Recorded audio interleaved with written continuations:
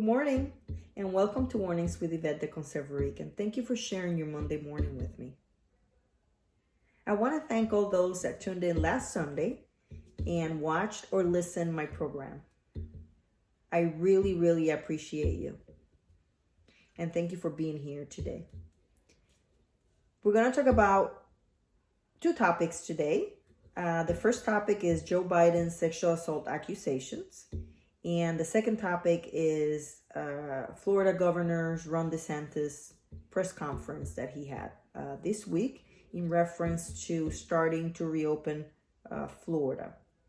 So tomorrow, May 4th, Monday, May 4th, we're going to be starting what he called phase one. So let's go back to Joe Biden's sexual assault accusations. First of all, I want to make sure that everybody understands what a sexual assault is. And the definition of sexual assault is an act in which a person intentionally sexually touches another person without that person's consent, or coerces or physically forces a person to engage in a sexual act against their will. If you tuned in last Sunday, you know I shared my story.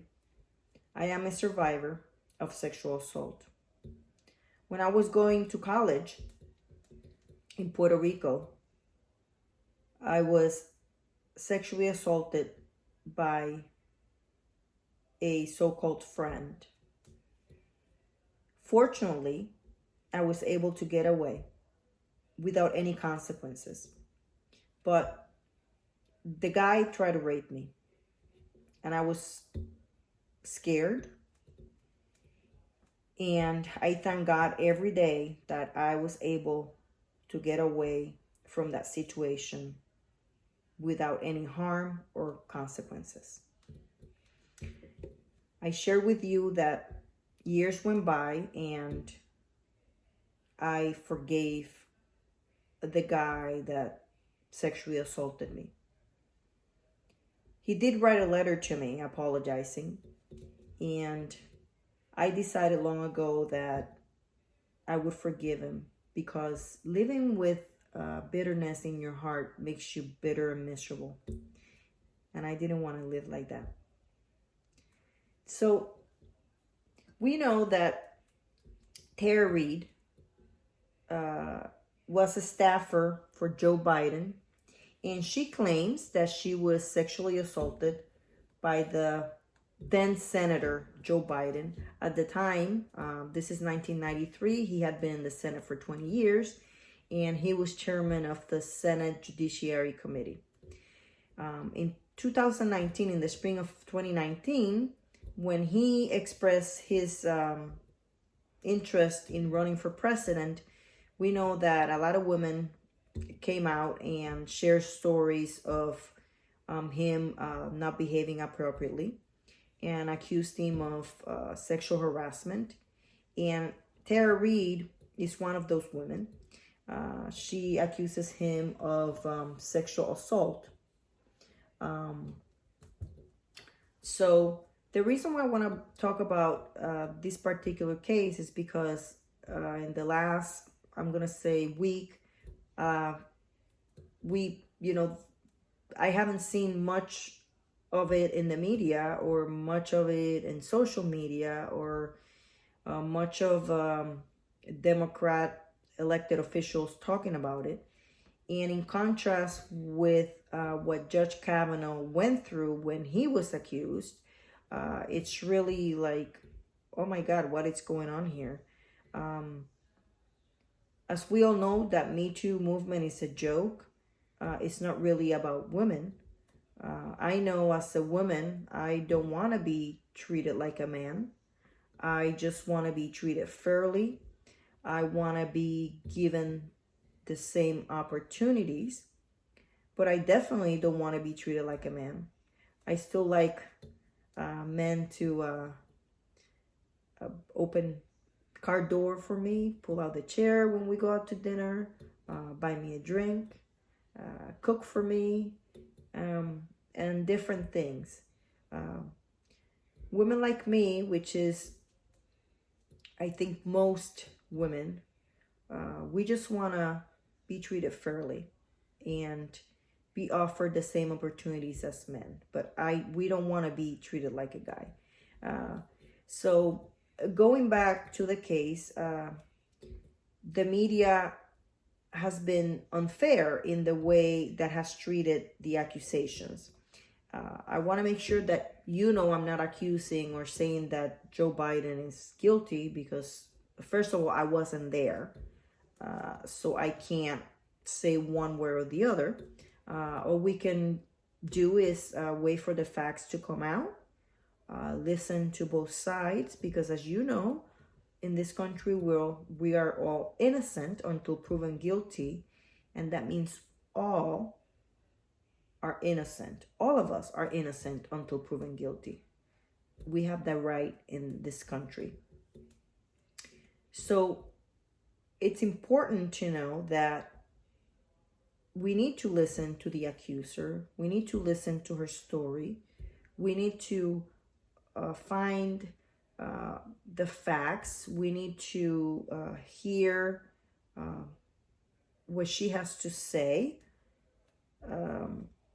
Hopefully she, as of right now, she has some proof of things that she says happened.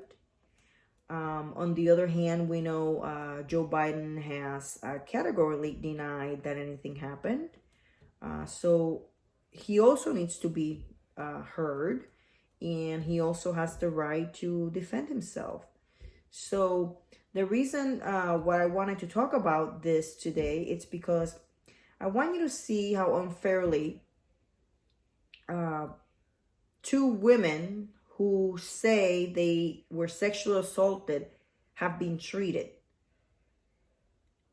And also two men that have been accused of sexual assault, how unfairly one of them was treated, but the other one, nobody wants to talk about. And I even go further. Even after this accusation came out, some of members of the Democrat Party endorsed the guy without even knowing if it's true or not. Instead of waiting for the facts, instead of waiting to see if any of what she was saying was true. And in this country, we all need to be treated equally. Justice is for all, not for some. And it shouldn't be related to what party you belong to, or what color you are, what social class you are, or anything like that. Because when it comes to justice, justice should be blind, because we all deserve the same justice. And in this country, you have that right. So we're going to wait and see what happens with this case. We're going to be paying attention. We'll probably talk a little bit more some other time. But I wanted to just mention it today and tell you how I feel about it. You can share with me your feelings or what you're thinking. I mean, it's important we all talk about things and share our opinions and respect everybody's opinions. We're all not going to agree all the time, but having conversations, it's great. It's a great way to kind of talk about things and get them out there and see what others are thinking, and come up with your own conclusions after finding all the facts and doing your research. So I'm sure we're going to hear a little bit more about this case in the future. And it's important to know that we need to care about sexual assault survivors. We need to listen to them. We need to make sure that we don't make them feel that they can't tell their story because we're not going to believe it. On the other hand, just because someone says something doesn't mean it's the truth. But we need to listen to them, because those of us that are out here, that we survived this horrible horrible situation that in reality is scarred us for the rest of our lives, because you never forget it. You never forget that day. You may not recall a lot of details, but you don't forget that day, and you don't forget the face of the man that tried to harm you.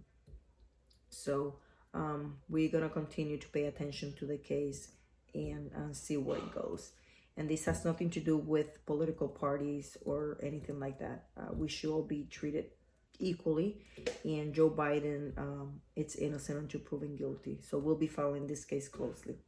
Okay, next we're going to talk about Governor Ron DeSantis' press conference. So I have to be honest with you. I was a little disappointed with the governor.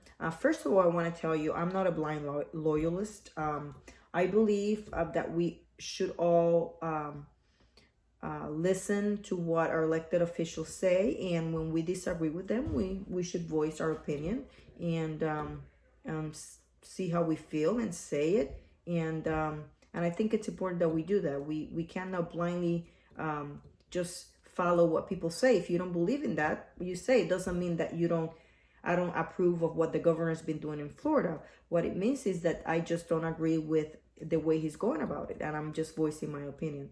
So we all know that Governor DeSantis' plan will start Monday, May 4th, and he is going to start with his so-called phase 1.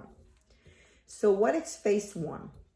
So phase 1 in the plan that the governor has, it says that schools are going to be kept closed, and we're going to keep doing the distance learning, which, by the way, I have to tell you, homeschooling, I knew there was always a reason why I sent my kids to school. In my opinion, I don't think teachers and the school system was prepared for virtual learning. I have 2 sons, one is in high school and one is in middle school. And although the high schooler is doing great with the homeschooling, my 7th grader, he doesn't seem to be comfortable with it. And I think part of the problem is that the school the school has made it more difficult because you have to go to he has like 8 different classes, and he needs to go to like all kinds of sites and stuff to get the information. And so it's been a little difficult. So I feel for all those parents that are not homeschoolers. And it's been really tough for us. So, and like everything, some kids are meant to be homeschooled and others are meant to go to school. I know for a fact my 7th grader is meant to go to school. So I'm really looking forward to next semester when schools reopen. In the meantime, we're going to have to finish out virtually. Okay, so in the plan also, visitors to the senior living facilities are still prohibited. We are able to resume elective surgeries. Restaurants may offer outdoor seating with 6 feet of space between tables. And indoor seating at restaurants must be at 25% capacity. There's no change for bars, gyms, and personal services like hairdressers, nail salons, etc. He recommends that all those that are vulnerable should still avoid close contact with people outside the home. Also, everyone should maximize physical distance from others while in public. We are still going to avoid socializing in groups of more than 10 people in circumstances that do not readily allow for physical distancing. Face masks are recommended for those that are doing face-to-face interactions and where you can actually social distance. Also, according to the plan, essential business guidance will continue, meaning if the business was essential before, whatever they were doing is basically still fine and it's still the same. Libraries and museums can also open at 25% capacity with local government approval. We have to remember that we have been at least Florida residents, because I'm talking about Florida now, we have been under a statewide safer at home order since April 2nd. It has been 30 days. 30 days of social distancing, 30 days of isolation, 30 days of some not getting a paycheck.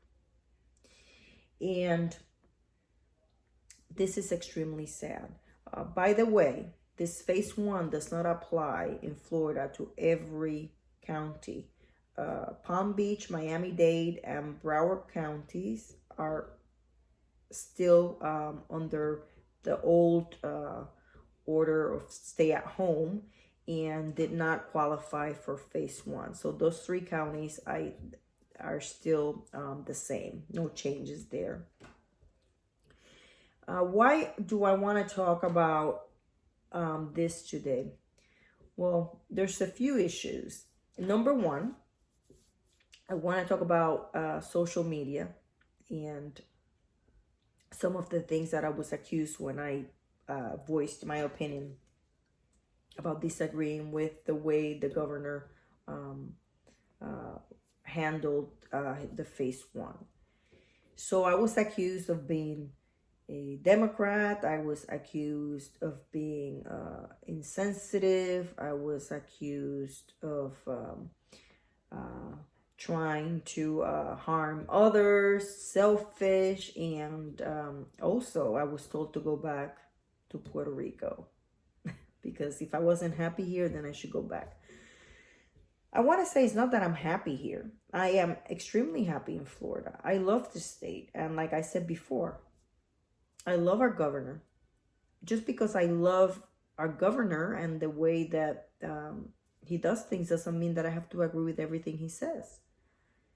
I am not a blind loyalist, and I will voice my opinion when I disagree with something. And we should all do that.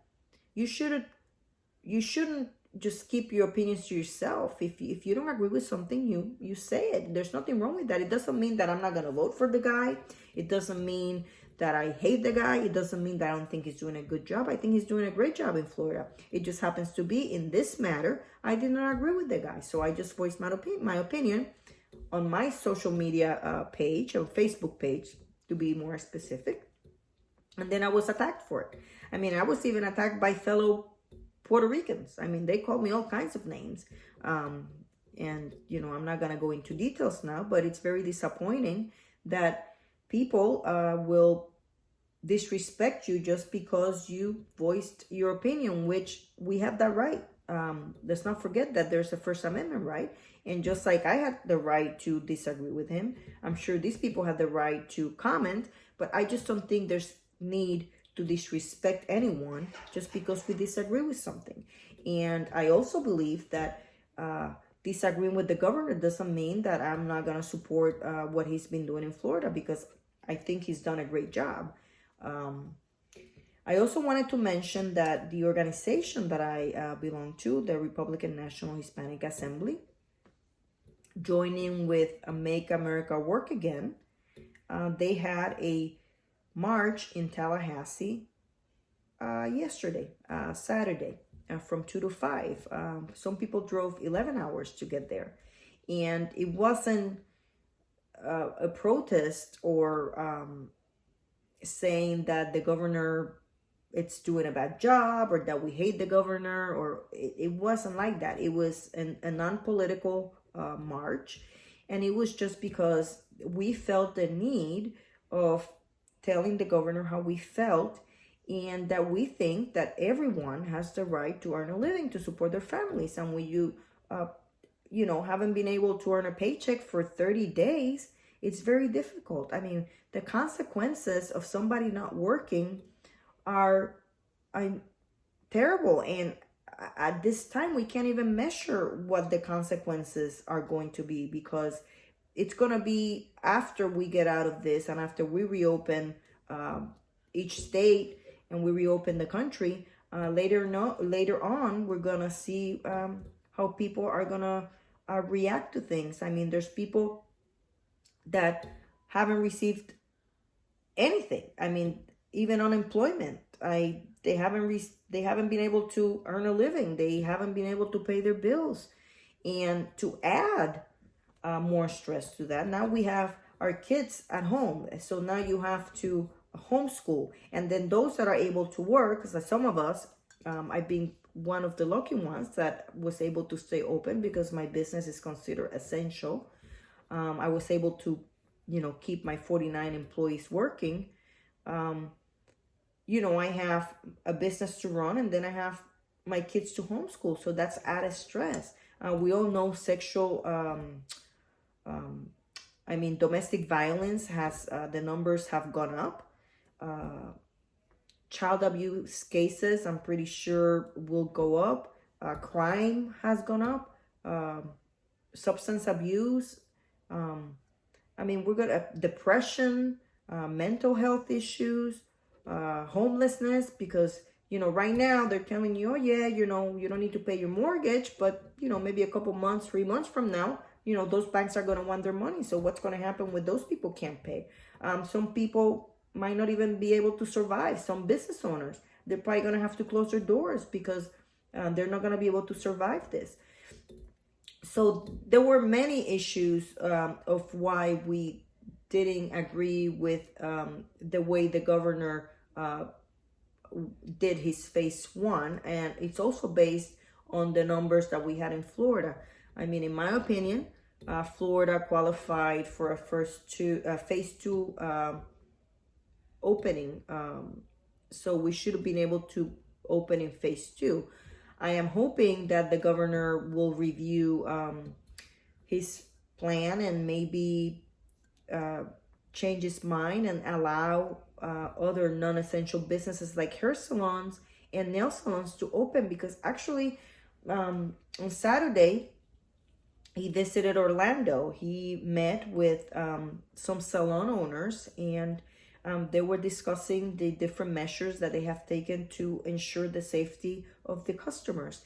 So hopefully this visit and this discussion with those business owners will allow him to rethink phase 1 and include those and allowing them to go back and open and allow people to go back to work. As you can see, my hair, whoever said nail salons and hair salons are non-essential, I don't know what they were thinking, but you can see here, my nails look terrible, my hair looks terrible, but this goes beyond our physical appearance. It goes to the fact that those people are not earning a living and are suffering because now they can't support their families, they can't pay their bills, and it's a really, really sad situation that we shouldn't be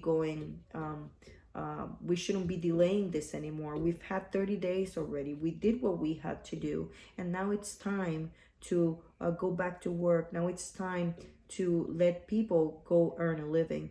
We have that right, and we have done our part. So I hope the governor, which is somebody that I think it's done a fantastic job in my state of Florida, rethinks, reevaluates, and in a few days allows those people to open their businesses and go back to work. What can I say? We are all in this together, and I do believe that we're gonna come out of this stronger. We're Americans, and we're strong, and we're gonna look back and see that sometimes things like this are necessary so we can really realize and see the things that are really important in life. And because sometimes I feel like we take our freedom for granted, and we never thought that socialism could be in this country ever. At least I never did. We all know what happened to Venezuela. That was in the 90s. It wasn't that far back that one of the most rich countries in the world became what it is today, where people starve to death, and it's just horrible. And we never thought that that could be happening here, but we got a little taste of socialism throughout this COVID-19 stay-at-home orders. I mean, we couldn't find toilet paper, paper towels, forget about cleaning supplies. I mean, there's still, I haven't been able to find many of them. I've learned to kind of make my own solutions,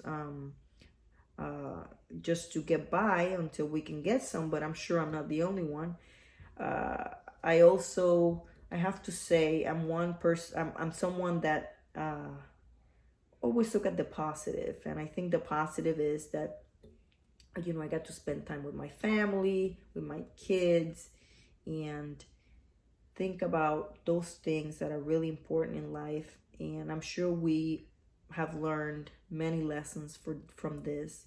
And I'm sure that socialism is one thing that we do not want in this country. So it's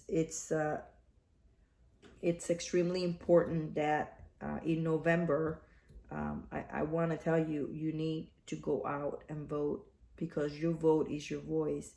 And if you don't want socialism here, then you need to go exercise your right to vote, and vote for the platform that lets you, gives you opportunities. It's a land of opportunities, so you have to keep those opportunities. Not everybody is the same. We were all created the same, but we are not the same. We're all different. We're all special. We all have different talents. We all have our different opinions, and we all have our own happiness to find, and our own dreams to make real. And we're not the same in that regard. So it's important that we know that. So I want to remind you that if you want to let me know what kind of subjects you want me to talk about, to please email me at the Conservarican@gmail.com. That's TheConservarican@gmail.com. And I hope that you are here again next Sunday so we can spend some time together and share ideas and talk about different things that you want to discuss with me. And I really enjoy sharing my Sunday mornings with you. So remember to always follow your dreams, even when people tell you that they cannot come true. The important thing is that you know they can if you work for them. Thank you. God bless you, and God bless the United States of America. Until next Sunday. Bye-bye.